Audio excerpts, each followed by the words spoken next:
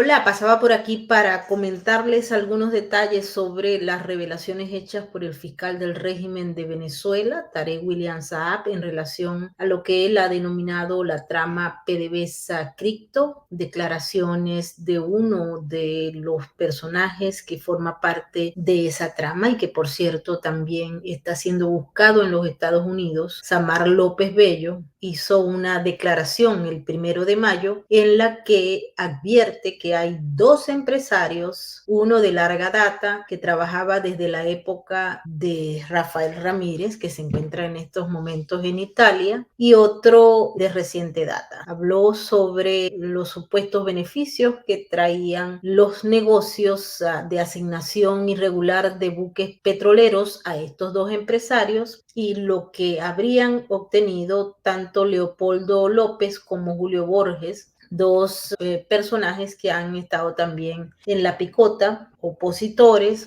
que estuvieron al frente del llamado gobierno interino.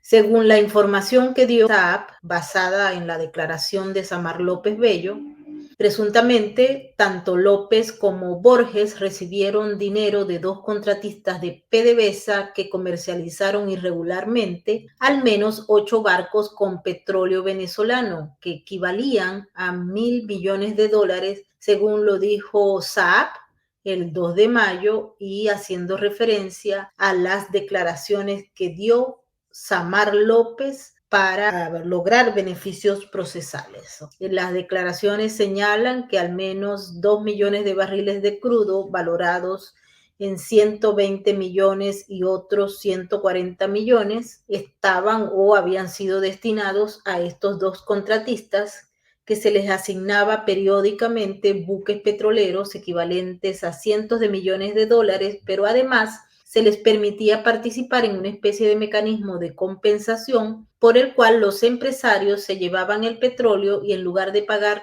con dinero traían de vuelta diluyentes para uso de la industria petrolera. De acuerdo a López Bello, con esta última modalidad los contratistas ganaban el doble por la venta de petróleo que se le llevaban de Venezuela y por la venta de diluyentes a PDVSA. También López Bello dijo que uno de los contratistas señalados trabajaba con PDVSA desde la época de Rafael Ramírez, que era el presidente de la petrolera para la época.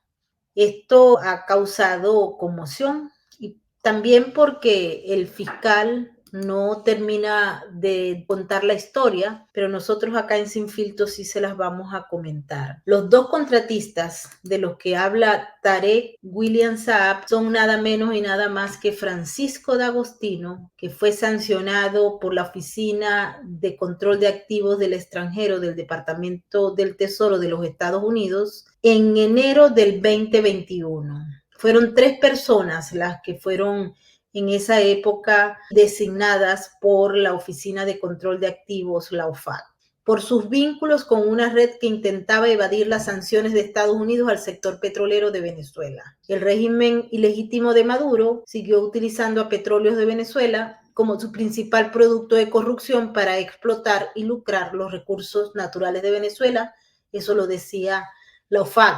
La acción se tomó de acuerdo a la orden ejecutiva 13850 que emanó de las designaciones de la OFAC del 18 de junio del 2020, dirigidas a Libre a Bordo, una red más amplia con sede en México involucrada con la venta ilícita de petróleo venezolano. La acción apunta a orquestadores y facilitadores adicionales con vínculos con la red de México que han conspirado con el ministro de Petróleo, Tarek El Aissami, y el lavador de dinero acusado Alex Saab Morán para negociar la venta de cientos de millones de dólares de petróleo. Los facilitadores y los que fueron en ese momento sancionados fueron Alexandro Bassoni, que fue arrestado en Italia, Francisco Javier D'Agostino Casado, del que habla Samar López, y otro individuo de nombre Philip Paul Bartan Apikirian. Las empresas Elemento Ltd y Swiss Oil Trading SA. Interesante este señalamiento. Nosotros les vamos a dejar acá la lista porque adicionalmente a esta sanción de D'Agostino, pues había otra información muy importante. Otro empresario del que se habla es Wilmer Ruperti, propietario de Maroil Trading.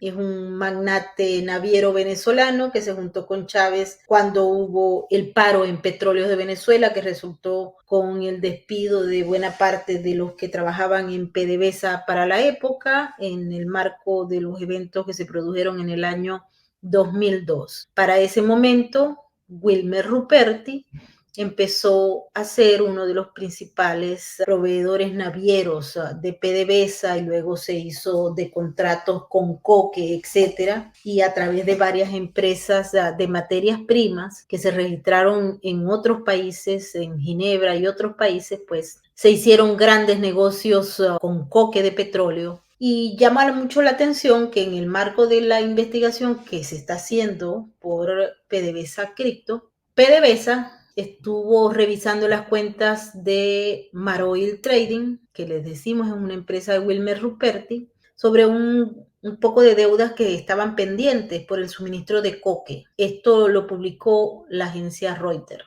La empresa Maroil Trading AG, registrada en Ginebra, fue responsable de la mayor parte de las exportaciones de coque que se produjeron en Venezuela. Esta empresa, Maroil Trading, le debe a PDVSA, supuestamente según la agencia Reuters, 423.7 millones de dólares, según el resumen de cuentas por cobrar del año 2020 proporcionado por la División Comercial de PDVSA al Departamento de Finanzas.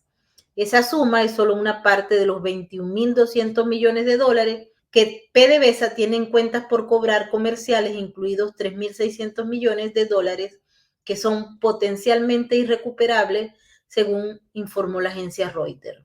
Estamos hablando que los dos empresarios de los que habla Samar López en este video que vamos a ver son el señor Wilmer Ruperti y también Francisco de Agostino. Hoy es 1 de mayo, son las 8 de la noche. Mi nombre es Ana José López Reyes, saldo 11.208.288. Continuando con las aceleraciones que hice en meses anteriores, quiero relatar que tengo conocimiento que la jefatura de PDVSA y parte de su junta directiva, a partir del año 2020 y hasta entrado del 2022, continuó con una práctica de asignación de barques de petróleo a través de diversos buques a contratistas que mayoritariamente estaban ocultos tras de empresas españolas. Estos contratistas, en el mejor de mis conocimientos, son dos contratistas venezolanos, por lo menos dos, que tienen una estrecha relación y vinculación con los partidos Primero Justicia y Voluntad Popular. Específicamente, tengo conocimiento que respectivamente con Julio Borges y con Leopoldo López. Estos contratistas tenían una estrecha relación, mantienen una estrecha vinculación con ellos, y parte de las ganancias obtenidas por el comercio del crudo venezolano pagaban comisiones que eran repartidas con esto para financiar actividades políticas y de proselitismo. Las dos modalidades que yo tengo conocimiento que se utilizaron son dos vías distintas. La primera, como ya mencioné, es la asignación de embarques petroleros. Entiendo que se utilizaron distintas empresas, no siempre de la misma, que los embarques mínimos eran de 2 millones de barriles por barco, con un valor aproximado de 120 y 140 millones de dólares, según el precio que tuviese el mercado. Y no tengo conocimiento de qué porcentaje tenían con ellos exactamente, pero obviamente se sabe que había una alta suma de dinero por cada embarque. Estos eran embarques periódicos, repetitivos, y esta es la modalidad más usada. De todos modos, había una segunda modalidad, que también es una combinación, donde se les exige a estos contratistas que en vez de pagar el precio del combustible, del crudo, envíen combustible o envíen diluentes, es decir, envíen petróleo más liviano para ser mezclado y producir petróleo en Venezuela, lo envíen directamente en el caso de ser gasoil o gasolina, en el caso de la petrolera. Ahí un mecanismo es una especie de compensación donde los contratistas además tienen una ganancia doble, porque ganan por la venta del petróleo y también ganan por la venta del suministro del insumo que están vendiendo a la República. Es difícil cuantificar cuál sería el monto de esto.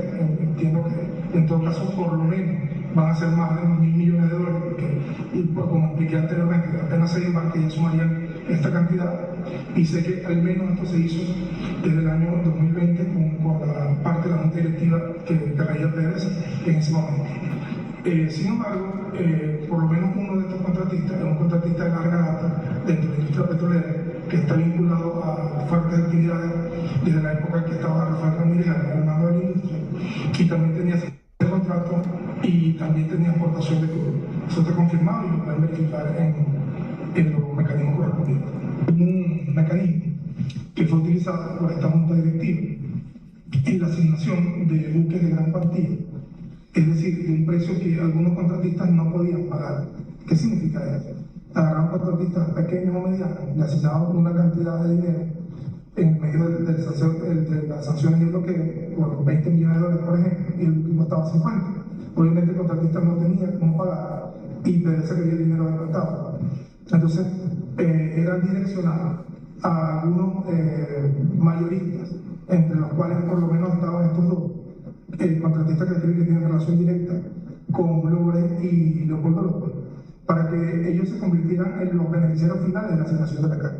Entonces podemos decir, puedo afirmar que se hicieron muchas asignaciones que no están registradas como que fueron a terceros contratistas de estos mismos, sino se utilizaron en su buena fe muchos contratistas medianos o pequeños que le asignaron cuantías mayores a las deudas que ellos poseían, pero tenían la obligación de pagar este dinero adelantado, y lo referían, como ya indiqué, a estos mayoristas, que son por lo menos estos dos, que tenían la relación directa con Borges y con López.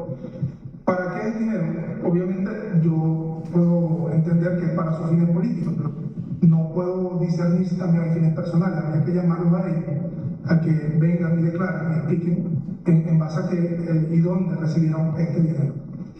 Hay una otra parte que quiero referir, que presencialmente yo pude leer un documento, una carta, donde uno de estos dos contratistas envió una carta a la OFAC, a la Oficina del Tesoro de los Estados Unidos, pidiendo que no le sancionen una empresa donde él trabajaba en Venezuela, a fin de él poder garantizar el control de la misma y poder seguir operando en Venezuela.